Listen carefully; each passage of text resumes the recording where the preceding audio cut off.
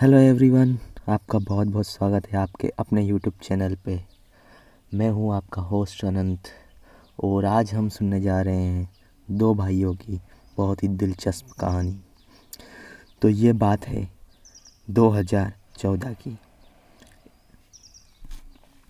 एक स्कूल थी जिसका नाम था सेंट पॉल मेरी हायर सेकेंडरी स्कूल। उस स्कूल में दो भाई पढ़ा करते थे जिनका नाम था संतोष और सूरज। संतोष पढ़ने में काफ़ी अच्छा था और काफ़ी इंटेलिजेंट था, पर सूरज का पढ़ाई में इतना मन नहीं लगता था। सूरज को खेल कूद, मौज मस्ती, दोस्तों में घूमना ये ज़्यादा पसंद था। दोनों भाइयों में काफ़ी पड़ती थी। संतोष सूरज की पढ़ाई में काफ़ी मदद करता था और सूरज संतोष की बाहरी कामों में मदद करता था। जैसे कि कोई उसे परेशान करता तो सूरज आके उसे चमका देता था। दोनों भाई काफ़ी खुश रहते थे और दोनों एक दूसरे से काफ़ी प्यार करते थे। समय आ चुका था 10th की एग्ज़ाम का।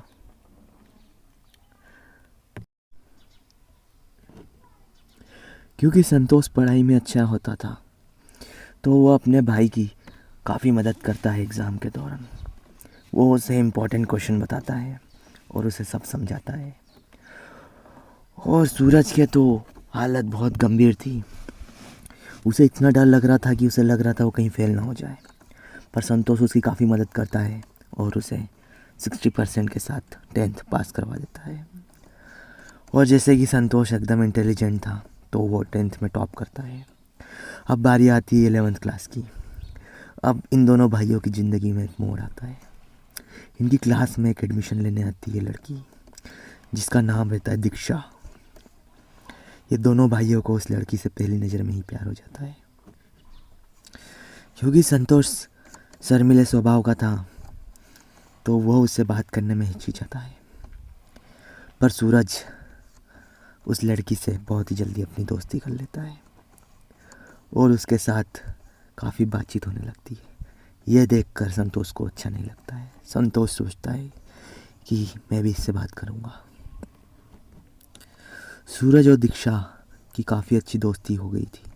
वो बाहर भी मिलने लग गए थे, वो कैफ़े जाने लग गए थे और काफ़ी दोनों की बातचीत होती थी। एक बार सूरज के बर्थडे पर दिव्या ने उसे बहुत ही सुंदर टी शर्ट गिफ्ट करी। यह देखकर संतोष का दिल टूट गया और उसने अपने भाई को कहा कि भाई, ये लड़की मुझे भी पसंद है, तू मेरी इससे बात करवा। पर सूरज ने कहा, भाई ये मुझे पसंद है और तेरी भाभी है तो इससे दूर रहे। पर संतोष कैसे उससे दूर रह सकता। अब संतोष का दीक्षा की याद में पढ़ाई से मन हट गया। वो अपनी पढ़ाई पे ध्यान नहीं दे पा रहा था। अब उन दोनों भाइयों में दरार आने लगी और दीक्षा को एक दिन सूरज ने प्रपोज करा, पर दीक्षा ने कोई जवाब नहीं दिया। सूरज ने घर आके अपने भाई को ये बात बताई कि आज मैंने दीक्षा को प्रपोज किया, पर उसने कुछ जवाब नहीं दिया।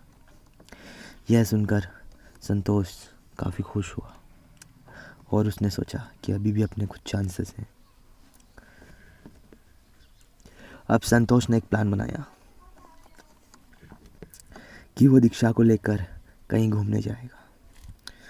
उसने तुरंत अपना फ़ोन निकाला और दीक्षा को मैसेज करा कि क्या कल हम मिल सकते हैं। दीक्षा फ्री थी। दीक्षा ने कहा हाँ बिल्कुल। वो दोनों पार्क में गए घूमने। वहाँ पर उन लोगों ने दोनों ने काफ़ी मस्ती करी और ये बात से सूरज अनजान था। सूरज को इस बारे में कुछ नहीं पता था। संतोष दीक्षा के साथ सुबह से शाम तक घूमा फिरा, बातें करी, खाया पिया और आखिरी में दीक्षा को घर छोड़ दिया। आज संतोष काफ़ी खुश था और दीक्षा को भी संतोष के साथ घूमकर काफ़ी खुशी मिली। अब समय आ गया था हाफ ईयरली एग्ज़ाम का। क्योंकि संतोष पढ़ने में अच्छा था तो दीक्षा ने संतोष को कॉल किया और उससे उसके नोट्स मांगे।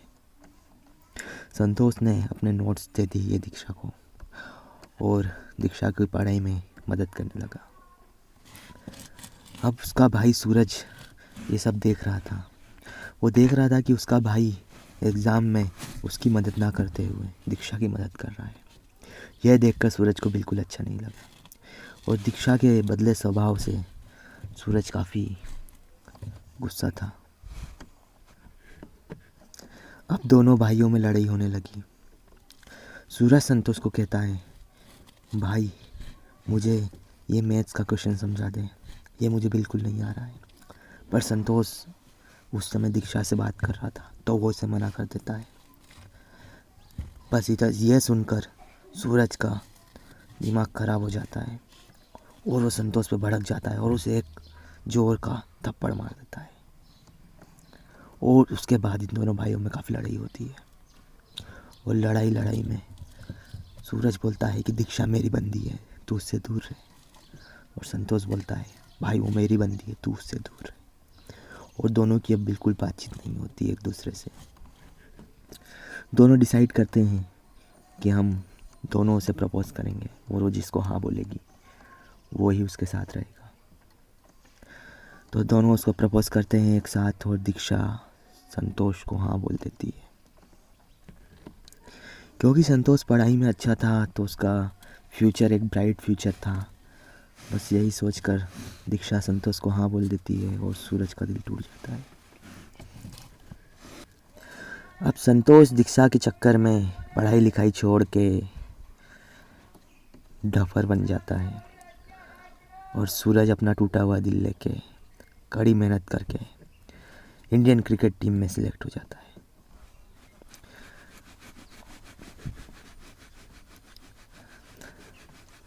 अब जब इनकी स्कूल ख़त्म हो जाती है और 5 साल बाद की बात करते हैं तो सूरज इंडियन क्रिकेट टीम में ओपनर बैट्समैन था और इंडिया पाकिस्तान के मैच में उसने 200 रन मार के पूरी दुनिया में अपना नाम कर दिया। और वहीं संतोष एवरेज बच्चा बन के रह गया और वो कुछ नहीं कर पाया।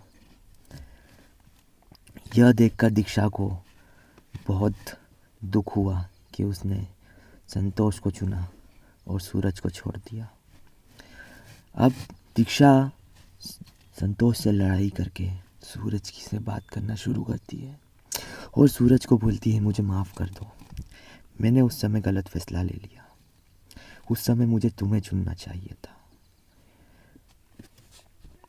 और दीक्षा संतोष को सूरज को प्रपोज करते हुए उससे बोलती है, क्या तुम मुझसे शादी करोगे? और सूरज साफ मना कर देता है। वो कहता है कि दीक्षा तुम बिल्कुल अच्छी लड़की नहीं हो, तुमने उस टाइम पर मेरे भाई को चुना क्योंकि वो पढ़ाई में अच्छा था, उससे तुम्हारा फ़ायदा था और उस समय तुम्हें मुझसे कोई फ़ायदा नहीं था। और आज तुम देख रही हो कि मैं इंडियन क्रिकेट टीम में ओपनिंग बैट्समैन हूँ, तो आज तुम्हें मुझसे फ़ायदा है इसलिए तुम मेरे पास आ गई। ये बोलकर सूरज वहाँ से चले जाता है और दीक्षा को बहुत बुरा लगता है। फिर दीक्षा वापस संतोष के पास जाती है, पर यह बात संतोष को पता चल जाती है और संतोष भी दीक्षा से बात करना छोड़ देता है और फिर दोनों भाइयों में वापस से दोस्ती हो जाती है। और फिर संतोष भी पढ़ाई करके गवर्नमेंट जॉब लगा के बैंक में जॉब करने लगता है। तो ये कहानी यहीं पर ख़त्म होती है। आप कमेंट करके बताइएगा ज़रूर कि आपको ये कहानी कैसी लगी और कैसे एक लड़की से 2 भाइयों में दरार आ जाती है। इसलिए भाइयों, इस कहानी से शिक्षा यह मिलती है कि कभी भी लड़की के पीछे अपने भाई से या अपने दोस्त से लड़ाई मत करो।